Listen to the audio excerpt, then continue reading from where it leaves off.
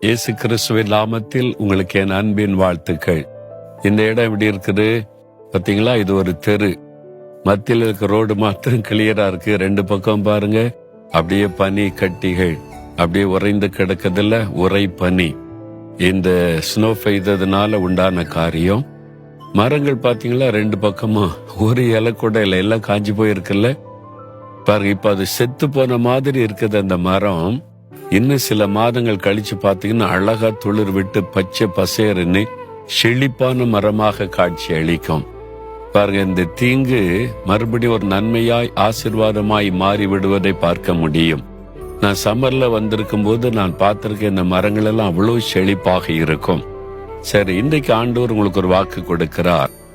நாகூம் 1:12 உன்னை நான் சிறுமைப்படுத்தினேன், இனி உன்னை சிறுமைப்படுத்தாதிருப்பேன் அப்படின்னு ஆண்டவர் உங்களை பார்த்து சொல்லுகிறார். இது ஒரு சிறுமை, நீங்க பாத்தீங்க, சிறுமையை சந்திச்சீங்க, உங்க வாழ்க்கையில ஒரு சிறுமையை அனுபவிச்சு கஷ்டப்பட்டீங்க. இனி நான் உன்னை சிறுமைப்படுத்தாதிருப்பேன் என்று கர்த்தர் வாக்கு கொடுக்கிறார். யோபுடைய வாழ்க்கையில ஒரு சிறுமை வந்தது நமக்கு தெரியும்ல. எல்லாவற்றையும் இழந்து போன போது எல்லாரும் ஒரு அற்பமா பேசினாங்க, பரிகாசம் பண்ணினாங்க, சிறுமைப்படுத்தினாங்க. சொந்த மனைவி கூட அற்பமாய் பேசக்கூடிய அளவிற்கு சிறுமைப்பட்டு போனார். நல்லா வாழ்ந்திருந்து சிறுமைப்படும் போது உள்ளத்துல ஒரு பெரிய துக்கம் வரும், எல்லாம் ஒரு பெரிய கஷ்டம். அப்போ ஏன் இந்த காரியம் நடக்கிறது? சில சமயம் கர்த்தர் அதை அனுமதிக்கிறார். நம்முடைய வாழ்க்கையில சில காரியத்தை கற்றுக் கொடுப்பதற்கு ஆண்டவர் அனுமதிக்கிறார். என்றைக்கு சிறுமையில வைக்க போவதில்லை. ஆண்டவர் வாக்கு கொடுக்கிறார், இனி உன்னை சிறுமைப்படுத்தாதிருப்பேன். அப்ப என்ன அர்த்தம்? இனி நீ சிறுமையை காண்பது இல்லை, இனி தீங்கை காணாதிருப்பாய்னு வாக்கு கொடுத்தார்ல. இனி நீங்கள் சிறுமையை காண்பது இல்லை. யோபுடைய வாழ்க்கையில் அந்த சிறுமை மாறி ஆசீர்வாதம் வந்த பிறகு, அதன் பிறகு அப்படி ஒரு சிறுமை வந்ததே இல்லை.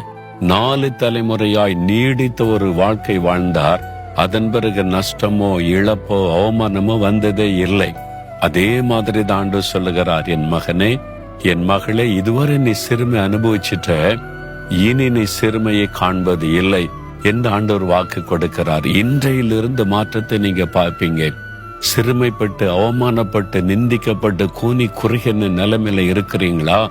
இனி நீங்கள் சிறுமையை காண்பது இல்லை, இனி ஆசீர்வாதத்தை காண்பீங்க, நன்மையை காண்பீர்கள் என்று கர்த்தர் வாக்கு கொடுக்கிறார். விசுவாசத்தோட சொல்லுங்க, ஆண்டவரே, இனி என்னை சிறுமைப்படுத்தாதிருப்பீர், இனி நான் சிறுமையை காண்பது இல்லை. அந்த நாட்கள் முடிவடைந்து போனதற்காய் ஸ்தோத்திரம், ஸ்தோத்திரம். இயேசு கிறிஸ்துவின் நாமத்தில் ஆமேன், ஆமேன்.